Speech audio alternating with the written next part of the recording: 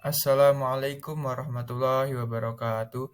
Perkenalkan, nama saya Galib Safaras Harimurti dengan NIM 1020224300041 akan memandu presentasi dari hasil mini penelitian kami yang berjudul Analisis Serangan Phishing di Indonesia pada Sektor Pendidikan.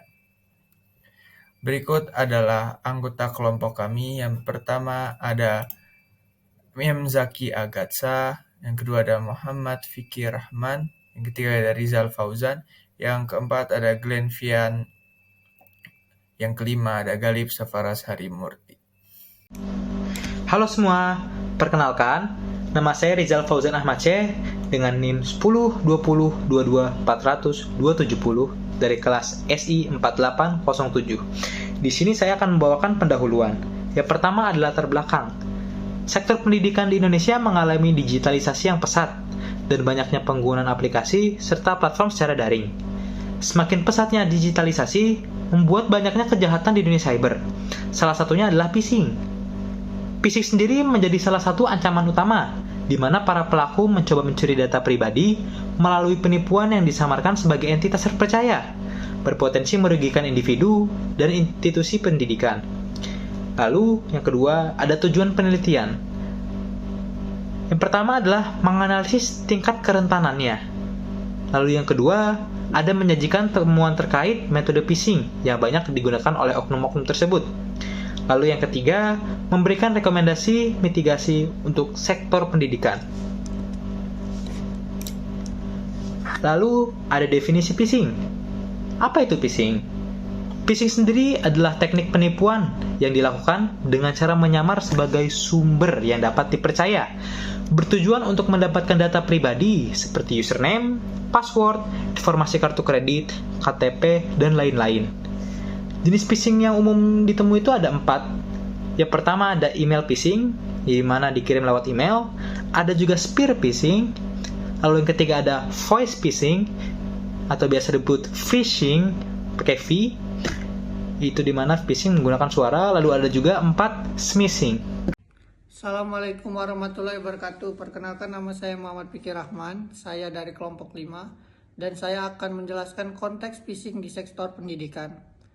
Pertama-tama, mengapa sektor pendidikan itu rentan terhadap phishing?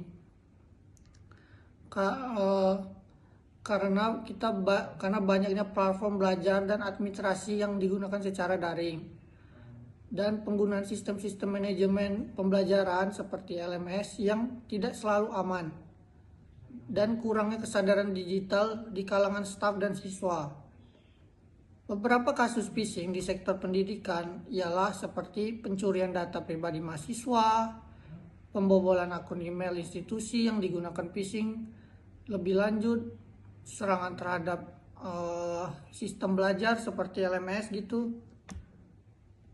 Selanjutnya kita akan membahas metode penelitiannya. Metode penelitian yang digunakan adalah survei yang dilakukan kepada 200 responden yang terdiri dari pelajar, mahasiswa, staf aktif akademi, dan pengajar. Survei terkait dengan pengalaman pribadi terkait dengan phishing. Hasil survei sebagai berikut. Sebagian responden masih menggunakan password yang lemah dan sistem keamanan yang kurang. 70% responden, yaitu dalam kurung siswa dan staf, belum memahami cara mengenali email phishing. Metode phishing yang umum digunakan yaitu email atau pesan palsu, media sosial, atau situs web palsu. Sekian dari saya. Halo semuanya, perkenalkan nama saya Glenn Fian Ausaya Tarigan dengan NIM 10202240038 dari kelas SI 4807. Kali ini saya akan menjelaskan dampak phishing dalam sektor pendidikan. Yang pertama itu adalah kehilangan akademik. Kehilangan data akademik ini menunjukkan bahwa pencurian data akibat phishing dapat melibatkan data siswa, catatan akademik, hingga informasi keuangan sebuah intuisi pendidikan.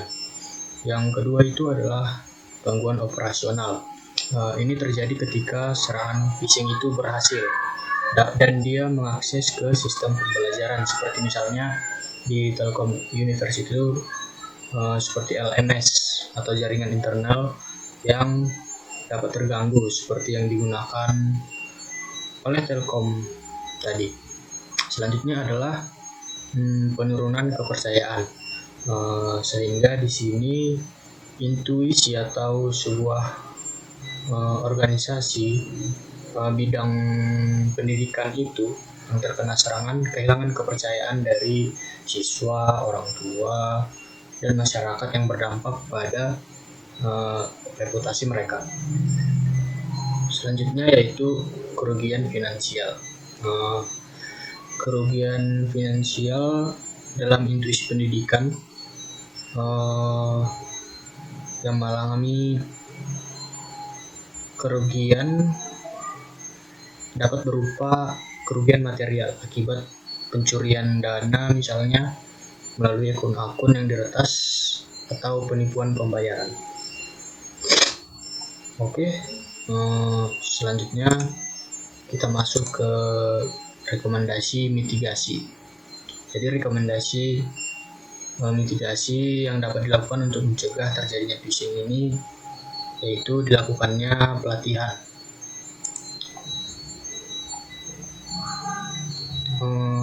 Selain pelatihan juga peningkatan edukasi dan kesadaran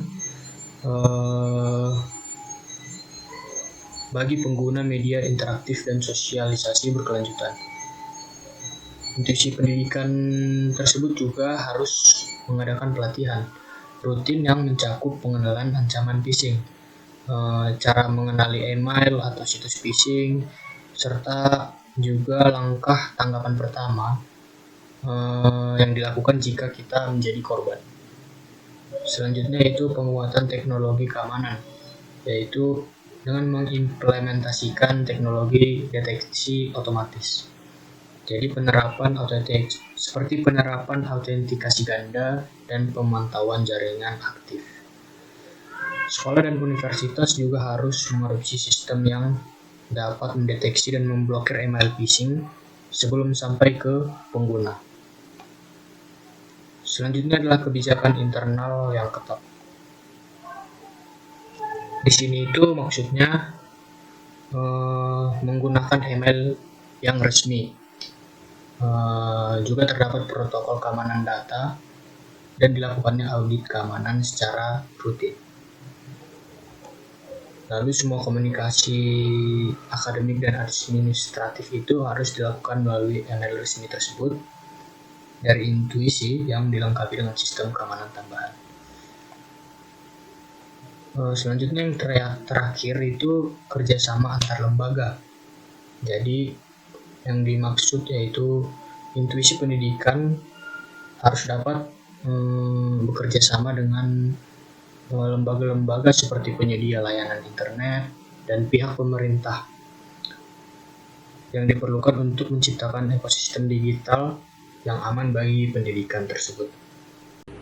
Halo semuanya, perkenalkan nama saya M. Zaki Agatsa dengan NIM 102022400034 dari SI 4807. Saya akan menjelaskan kesimpulan tentang materi dari kelompok kami yang berjudul Analisis Serangan Phishing di Indonesia pada Sektor Pendidikan. Kesimpulannya adalah phishing merupakan ancaman serius bagi sektor pendidikan di Indonesia, dari pendidikan maupun di SD, SMP, SMA maupun di jenjang perkuliahan, terutama dalam era digitalisasi yang berkembang pesat. Institusi pendidikan perlu meningkatkan kesadaran keamanan cyber, mengadopsi teknologi perlindungan, dan menerapkan regulasi yang memadai untuk mengurangi risiko serangan phishing. Kenapa harus berkolaborasi? Karena phishing di dunia pendidikan itu sangat berbahaya untuk